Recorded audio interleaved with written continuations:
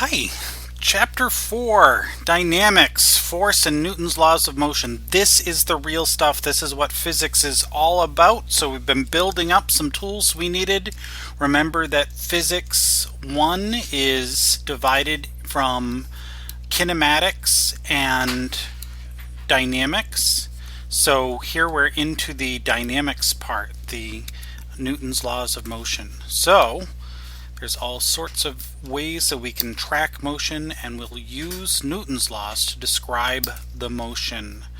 Isaac Newton published his work in a number of different sources, but his master work was his Principia, and was a big deal because it put together a lot of scientific theories that were kicking around for a long time and really put them into one big place. But we knew these things were coming. Aristotle, a long time ago, 384 to 322 BC, said, hey, you know what? If I push a chair across the room, it moves. And if I stop pushing, then it stops moving. So Aristotle said, you know what? You need a force for something to move. A force is needed for motion. Galileo was a different kind of scientist. Galileo said, you know what? Yeah, if I push the chair across the floor, it moves, and if I stop, it stops moving. But if I have a really smooth floor, and I give the chair a good shove, it'll keep going for a little while. You know what? If I took it out on ice, and I shoved it across the ice, it would go for a good long way before it would stop moving. So maybe the natural state of motion is something that is moving at constant velocity, and it's just problematic things like friction or air resistance that would slow it down and make it stop moving. So Isaac Newton kind of built on that. So what we're going to talk about, I want to keep my color scheme. All right, what we're going to talk about is this idea. Physics lab used to be a really loud experience. We had these shop vacuum cleaners that we would hook up to an air track, and we'd blow air out through the holes on this air track, and a cart would move back and forth on a cushion of air, kind of like air hockey in the physics lab, except it could only move in one dimension back and forth. But it was very low friction, and it gave us some good experiments where friction was minimized. Ignore that and that for now. We'll get to Newton's first law of motion. We're going to refer back to the air track analogy in just a moment, so that's why I was throwing that out there for you. Newton's first law is inertia. An object at rest remains at rest so long as no net force acts on it, and an object moving with constant velocity continues to move with the same speed and in the same direction as long as no net force acts on it. There's a bunch of words in here that we'll have to define, but inertia, Newton's first law, inertia is a property of a substance.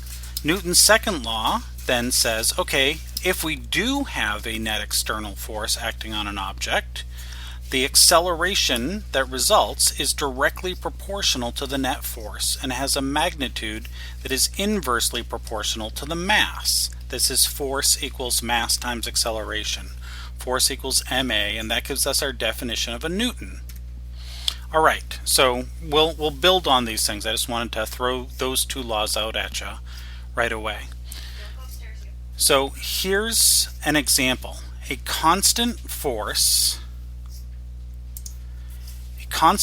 is exerted for a short time interval on a cart that is initially at rest on an air track. This force gives the cart a certain final speed. The same force is exerted for the same length of time on another cart, also initially at rest, that is twice the mass of the first one.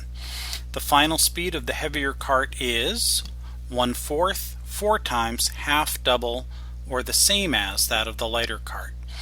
Now at first you're looking at this problem and you're like, I don't know, but here's the thing. We have kinematics. Remember our our kinematics equations, V equals V naught plus AT. Now we have Newton's second law that is saying force equals mass times acceleration. Well, if we rearrange that, acceleration equals force over mass. So we're going to plug that in, force over mass, in place of acceleration here.